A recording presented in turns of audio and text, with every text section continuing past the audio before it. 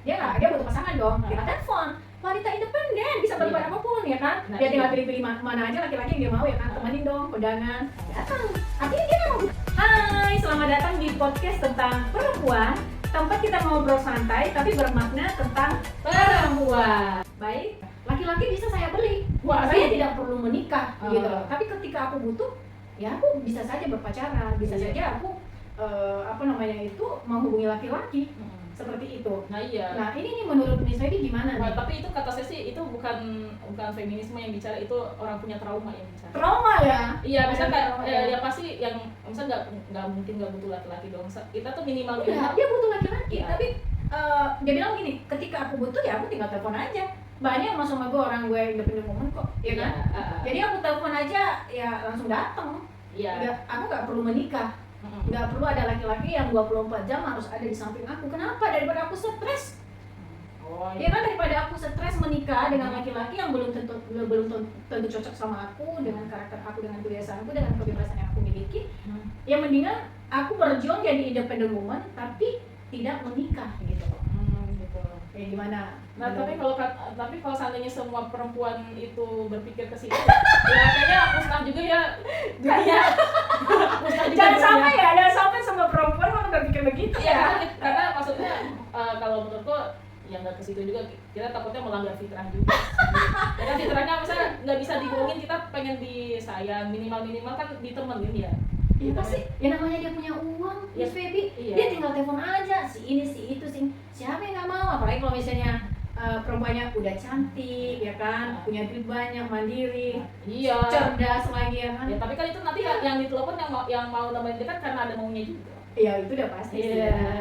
Betul. Kalau misalnya ada yang mau serius sama dia tuh ya dia nggak buka hati. Ya itu dia. Susah. Jadi kata aku sih. Tapi menurut Miss Feby tuh titik ekstrim banget. Titik ekstrim misalnya jangan sampai saya tidak butuh laki-laki, ya jangan begitu juga. Butuh, aku nggak bilang nggak butuh. Iya, maksudnya dalam apa namanya sebagai pasangan ya. Oke, misalnya gini, aku mau ke restoran si A gitu. Oke, dia telepon laki-laki, temenin dong makan di restoran ini. Otomatis ya pasti mau dong ya kan. Terus misalnya dia mau kondangan, dia butuh pasangan dong. Kita telepon. Wanita independen bisa berbuat apapun ya kan. Dia tinggal pilih-pilih mana aja laki-laki yang dia mau ya kan. Temenin dong kondangan, datang. Artinya dia memang butuh laki-laki gitu loh. Gimana salahnya? Berarti cuman ini juga sih. Kalau gitu gue juga mau kali ya. Ya itu kalau menurut catatan stok laki-lakinya banyak. Tapi kalau misalnya kayak gitu kan kebanyakan kayak kalau seandainya punya teman laki-laki nih banyak. Saya kan juga punya teman laki-laki banyak ya. Waktu itu pernah kok kayak saya pengen nugas di sini, ayo siapa yang mau nemenin gitu kan. Kan emang teman satu circle gitu. Tapi kan kalau teman satu circle nggak selalu punya ada waktu kan. Ada waktu ya, karena sama-sama sibuk gitu. Ya sama-sama sibuk. Cuman kalau yang dipanggil itu adalah laki-laki panggilan ya saya nggak tahu. Tapi di dunia nyata kan memang ada kan, sama kayak ani-ani. Iya betul. Kondo istilahnya sekarang lah. Anak itu kan. Ani-ani lanang. Nah itu dia anak gitu ya. Tapi kan kalau kayak gitu mau bertahan seberapa lama sih gitu. Iya sih. Kalau aku pribadi sih aku mikirnya di masa tua ya gitu. Ya mungkin ya sekarang banyak independent woman yang bisa melakukan apapun yang mau. Tapi kalau pribadi aku sendiri sih ya aku lebih mikir masa tua aja sih gitu. Kayaknya aku harus serius deh ke depan ini gitu. Aku juga pengen punya keluarga yang utuh, ya punya anak ya kan, punya suami gitu. Jadi ya jauh-jauh lah ya. Sebenarnya kira seperti itu. Ya kalau kataku sih soalnya waktu itu ada kok aku kisah seorang feminis tuh ada yang dia tuh ngerasa nggak butuh laki-laki. Saya lupa namanya siapa. Cuman akhirnya dia itu ketemu juga jodohnya. Ya akhirnya ya nikah juga, dia akhirnya berubah pikiran. Ternyata yang saya pikirkan selama ini salah. Saya tetap butuh laki-laki. Toh saya juga jatuh cinta sama laki-laki ini dan saya menikah gitu. Tapi untungnya mungkin laki-laki yang dia nikah itu mungkin orangnya juga berpikiran terbuka ya. Jadi pemikiran feminisnya si wanita ini nggak terlalu dibungkam gitu. Misalnya sering diajak diskusi lah gitu. Ya mungkin juga ada faktor di masa lalu yang kelam barangkali ya, sehingga mengambil sebuah statement yang agak ekstrim menurut aku sih ya, karena ya nggak tahu jadinya nyata apa benar ada yang seperti itu atau cuma sekedar kata-kata saja. Makanya kan kita nggak tahu ya. Tapi aku pernah mendengar itu dari seorang perempuan independen. Tapi saya percaya kalau dia sampai ngomong se ekstrim itu, percayalah yang bicara itu bukan prinsipnya tapi masa lalunya ya, masa lalunya ya bisa jadi ya kayak. Oke, kalau gitu kita lanjut ke pertanyaan berikutnya. Ini bagian yang paling menarik menurut saya ini, karena ini berkaitan dengan perjalanan Miss Feby ya kan. Nah, Miss Feby, gimana sih perjalanan Miss Feby sampai bisa jadi perempuan independen? Nah, kalau saya mau ngomong nih, kenapa saya bisa jadi wanita independen? Ya itu karena seorang laki-laki. Nah gimana sih? Lah bapak saya. Oh, jadi figurnya. Iya, makanya kalau misalnya dibilang wanita independen itu bukan karena ada laki-laki, itu karena ada bapak saya. Figur yang diidolakan. Iya. Figur yang diidolakan sebagai apa sih namanya itu ya, sebagai panutan gitu ya. Iya, panutan. Misalnya kayak perempuan itu harus bisa kerjaan rumah, bisa untuk karir juga harus bisa gitu. Misalnya independen gitu kan. Jadi tahu nilai kamu tuh di mana gitu kan. Misalnya jangan bermudah-mudah untuk bucin gitu.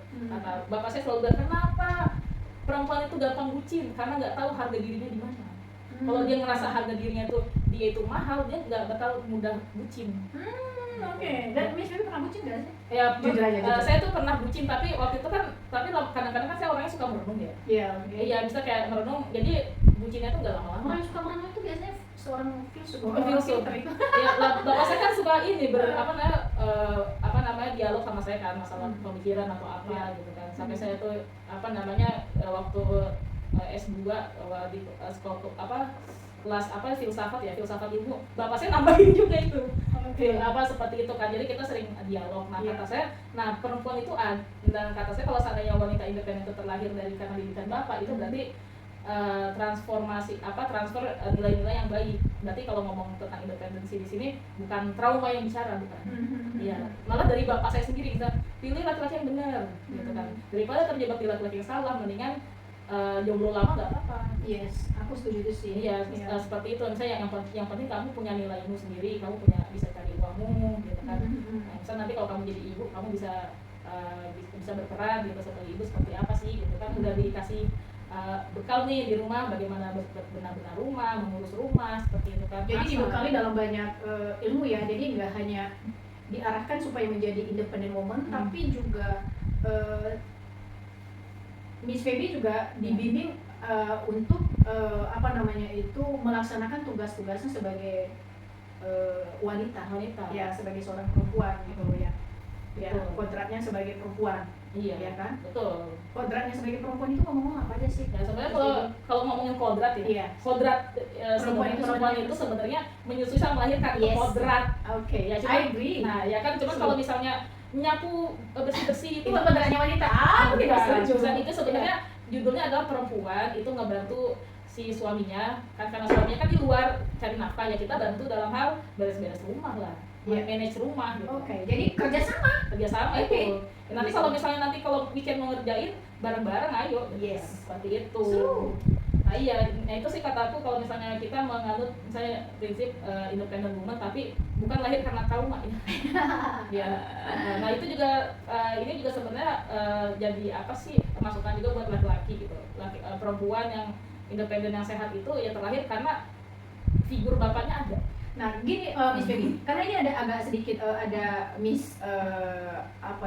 kalau dibilang misunderstand ya barangkali, atau kesalahpahaman barangkali ya. Kesalahpahaman di mana banyak orang berpikir bahwa menjadi wanita independen itu akan mengesampingkan kodrat-kodratnya sebagai wanita, ya kan? Karena di mana nih kesalahpahaman ini, salah pengertiannya ini, banyak orang beranggapan bahwa kodratnya wanita itu memasak, membersihkan rumah, nyuci piring, dan mengurus anak, suami gitu loh.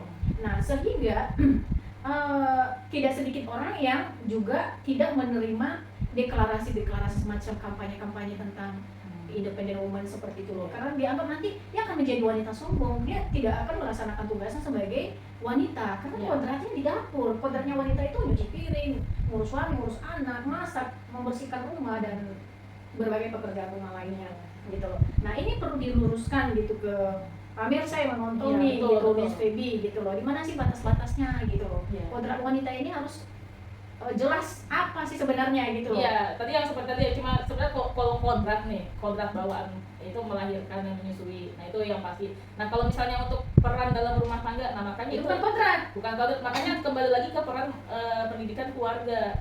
Ayah sama ibu, misalnya ibu doang loh ya, bapaknya juga. Saya yang menegaskan sebenarnya kalau misalnya masak, bersih-bersih rumah itu sebenarnya skill basic ya yang harus dimiliki semua orang, gak cuma laki-laki. Gak ada tuh yang bilang laki-laki tuh haram megang sapu, haram nyuci piring. Tapi faktanya di Indonesia kan banyak begitu, misalnya. Iya, tapi kan, kan?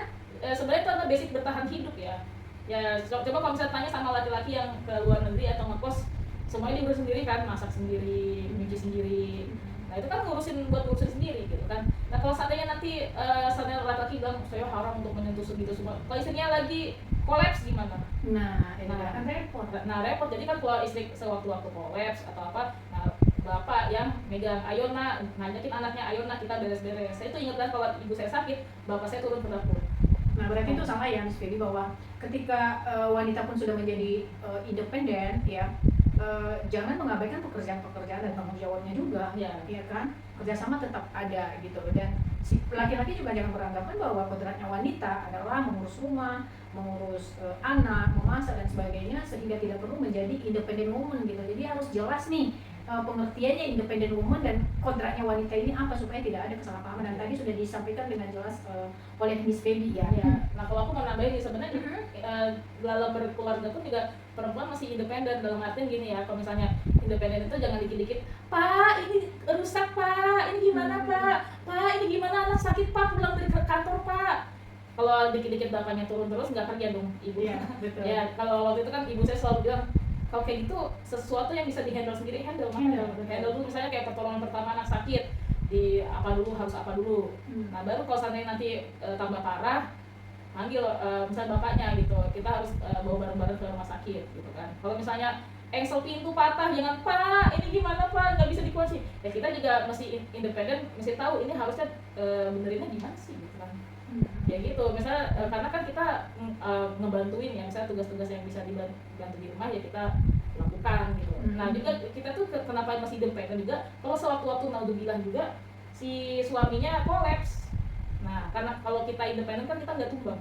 Kalau kita apa-apa kayak sama si ayangnya atau sama si pak suami gitu, apa-apa gelendot, apa-apa gelendotan, habis itu apa-apa yang ngerjain bapaknya, ya nggak tahu tuh yang tahu bapaknya. Ya itu bapaknya roboh, kita si perempuan ikutan roboh. Nah, itu nanti gimana rumah tangga? Nah, jadi itu sebenarnya intinya independent woman itu untuk saling nopang, satu jatuh, satu masih berdiri. Yes, aku setuju.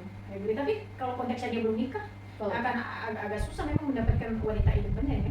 Karena kenapa laki-laki nih, saya tahu kenapa. Karena kan standarnya pasti ada deh, minimal sama dong kayak gue. Masa gue yang udah independen begini, gue dapatnya yang malah gelendotan sama gue gitu. Iya, makanya seperti itu. Malah ada orang yang jahat kan kadang ya, lu kan wanita independen nih, duit lu udah banyak, ya udah nggak apa-apa, yang penting lu butuh laki kan, ya udah ambil aja tuh laki yang si ini nih, udah nikah sama si ini aja nih.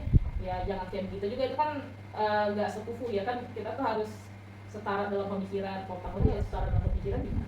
Aku lebih setuju ke situ sih, setara dalam pemikiran. Jadi nggak harus setara dalam segi finansial gitu ya, tapi dari segi pemikiran minimal setara gitu. Karena kalau misalnya kita juga punya partner yang bodoh-bodoh banget gitu ya, yang benar-benar gak setara dengan cara berpikir kita, tidak punya tujuan hidup yang sama, ya beda visi dan beda misi gitu, itu agak tabrakan terus. Apalagi kalau sama-sama independen ini, oh my god, itu bakal susah bersatu nih gitu. Sebenarnya bukan masa independennya, ego. Iya, dan rata-rata kan orang yang sudah independen, laki-laki kenapa sih dia bisa bersikap arogan dalam rumah tangga, bisa bersikap kasar, mendominasi, karena dia ngerasa bahwa aku ini keluarga, ya kan, aku dibutuhkan, aku diandalkan gitu loh. Artinya dia itu ngerasa bahwa keluarga roda rumah tangga ini nggak bakal berjalan tanpa aku. Ada kesombongan di sana, ada keangkuhan, ya kan. Nah bayangin aja kalau dua-duanya independen dan sama-sama memiliki ego yang sama juga. Nah iya, itu makanya itu bahaya. Balik lagi misalnya sebelum nikah omongin dulu kalau misalnya deal atau gak deal gitu kan. Tapi kan Miss Feby gini loh, banyak kan nih ya sebelum menikah nggak kepikiran hal nggak seperti itu. kepikiran, iya benar-benar Nggak kepikiran karena gini loh, Dimaksud. keadaan bisa jadi. Kemudian keadaan yang kadang memaksa perempuan, makanya kan sekarang tuh banyak perempuan akhirnya bangkit setelah dihajar oleh kehidupan. Jadi kehidupan rumah tangganya memang tidak baik-baik saja. Contohnya yang sebelumnya juga aku ada posting 4 video tentang kehidupan rumah tangga dan temanya sama semua tentang perselingkuhan dan itu benar-benar nyata. Cuman banyak orang berpikir itu aku yang alami, akhirnya kan aku jadi ikut tertawa tuh baca-baca komen-komen netizen ya kan. Jadi aku kayak semacam dipaksa untuk masuk dalam cerita itu. Iya, Mbak, aku aja deh itu cerita Mbak. Sampai aku doain segala gitu, semangati dan macam-macam dan aku ketawa aja padahal sebenarnya itu cerita dari orang-orang sekitar dan itu bukan hanya cerita, itu kisah nyata, real, 100% benar gitu, ada di sekitar kita dan masih banyak kisah-kisah lainnya gitu yang lebih parah yang selama ini kita anggap itu hanya terjadi di sinetron saja dan ternyata di kehidupan nyata faktanya itu lebih menyakitkan, lebih parah daripada dunia sinetron ya. Jadi benar juga tadi Miss Feby bilang bahwa ini harus diantisipasi sebelum menikah, termasuk itu manajemen keuangan, ya kan? Ya. Seperti apa terus manajemen rumah tangga lah, manajemen rumah tangga, termasuk urusan dapur, urusan bersih dan segala macam itu menurut aku sih itu masih dibahas sebelum menikah ya gitu. Supaya ketika menikah ya nggak ada yang saling, lu itu tugas lu, ini tugas gue, ya kan? Ya kalau misalnya udah nikah kan ya mau nggak mau ya telan aja pahitnya ya guys. Iya, kalau udah pilih yang itu jangan lagi bilang saya nyesel. Iya ya kan. Iya, jangan ada kata penyesalan. Mendingan sebaiknya nih buat kalian-kalian yang ada rencana mau nikah, sebaiknya kalian bicarakan deh dari awal sebelum menikah. Ya misalnya nih soal keuangan nih siapa nih, ada gak bendaharanya atau masing-masing. Itu harus banget deh, harus banget. Itu yang pertama. Yang kedua tuh kalian harus bagi tugas gitu loh. Siapa yang akan membersihkan rumah, siapa yang akan memasak, siapa yang akan mencuci pakaian, siapa yang akan merapikan kamar, siapa yang akan merapikan tempat tidur ketika bangun pagi dan sebagainya. Jadi ya harus jelas nih tugasnya masing-masing. Jangan sampai nanti udah nikah, nah baru sebulan itu udah mikir mendingan gue single aja tadinya ya kan, daripada hidup gue menderita begini, jadi apa-apa semua gue yang kerjain ya kan. Suka begitu kan fasenya, bisa fase sebulan menikah, wah saya nyesel nikah, kenapa gak dari 2 aja ya. Ketika 5 tahun nyesel nikah, kok kayak gitu mendingan gue single aja. Iya, itu banyak. Iya, banyak ya fakta-fakta di rumah tangga di sekitar saya, banyak banget yang ngerasain kayak gitu. Ya, jadi sebaiknya kalian yang sedang ada rencana mau nikah itu kalian harus sepakati dari awal sebelum menikah, termasuk soal aset-aset kalian juga kalau perlu kayak kalian harus ke notaris lah gitu ya. Ya betul. Supaya ya mengantisipasi, jadi kita nggak tahu lah ya, hidup ini misteri gitu ya. Kita mungkin setahun 2 tahun pernikahan baik-baik saja. Kita tidak tahu mungkin 5 tahun yang akan datang pasangan kita bertemu dengan ani-ani atau pasangan kita tiba-tiba jatuh cinta yang kesekian kalinya dengan perempuan lain, atau kita yang malah jatuh cinta dengan perempuan lain ya kan. Itu bahaya. Jadi aku pikir sih ya lebih baik diamankan lah ya, diantisipasi. Jadi bagaimana nih pembagian aset gitu loh ya.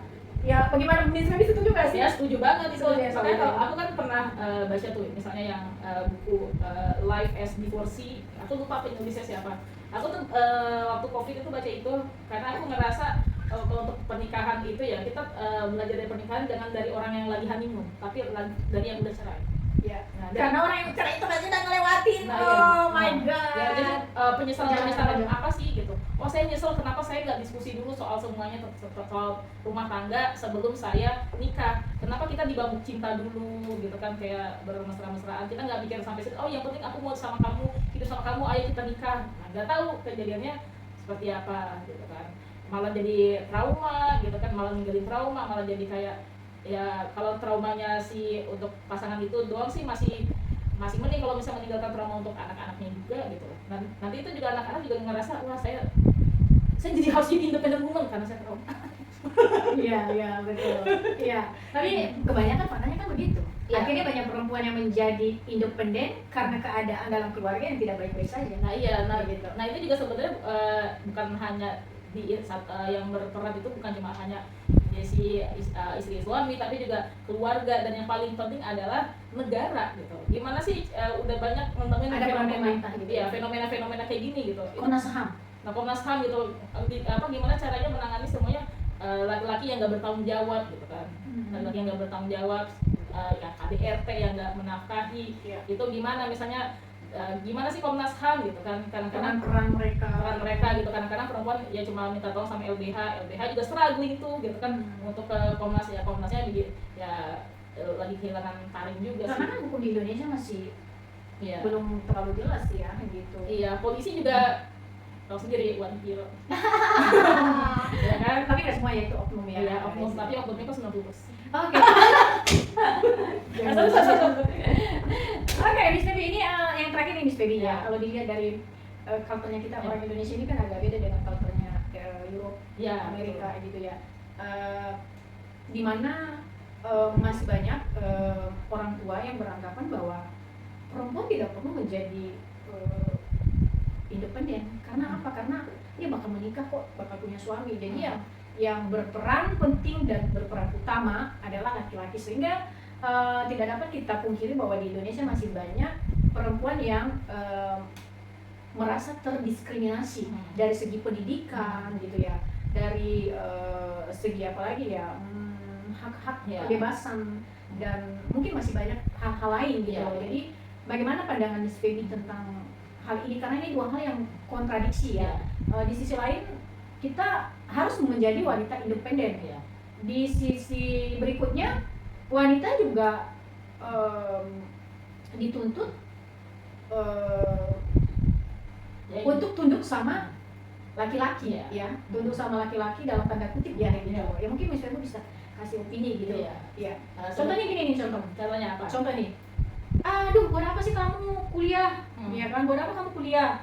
Toh kamu nanti nikah juga pasti ujung-ujungnya akan kerja di dapur, di rumah gitu loh. Buat apa gitu loh?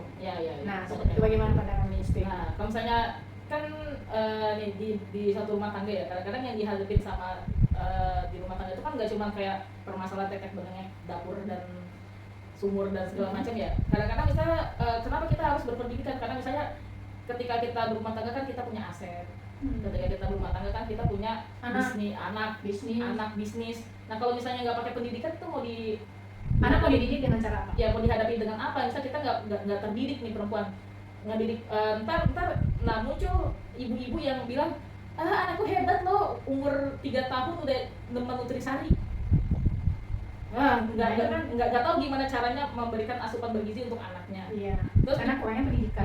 Kurang pendidikan. Nah dia juga nggak ngerti juga kalau misalnya ditampar sama suami sampai babak belur, dia nggak, yang dia tahu itu saya harus bersabar sebagai istri. Dia nggak tahu misalnya hak dia itu dirampas di situ. Nah itu kan itu juga pengaruhnya ke psikologi anak juga, ngeliat ibunya ditampar dulu, ya kan, atau dikasarin terus kan. Terus yang kedua misalnya aset, misalnya kayak aset, misalnya pengurusan aset, misalnya suaminya lagi sakit kan ngurusin aset kayak gini, kalau punya ilmu bagaimana tuh? Kalau bisnis atau misalnya nanti entah itu hutang piutang misalnya sama bank segala macam, kalau wanitanya nggak terdidik gimana dia mau ngurusin itu semua? Dan simpelnya bagaimana dia bisa mendidik anaknya menjadi generasi yang berguna bagi nusa dan bangsa, ya kan? Karena kan pendidikan itu kan dari rumah gitu.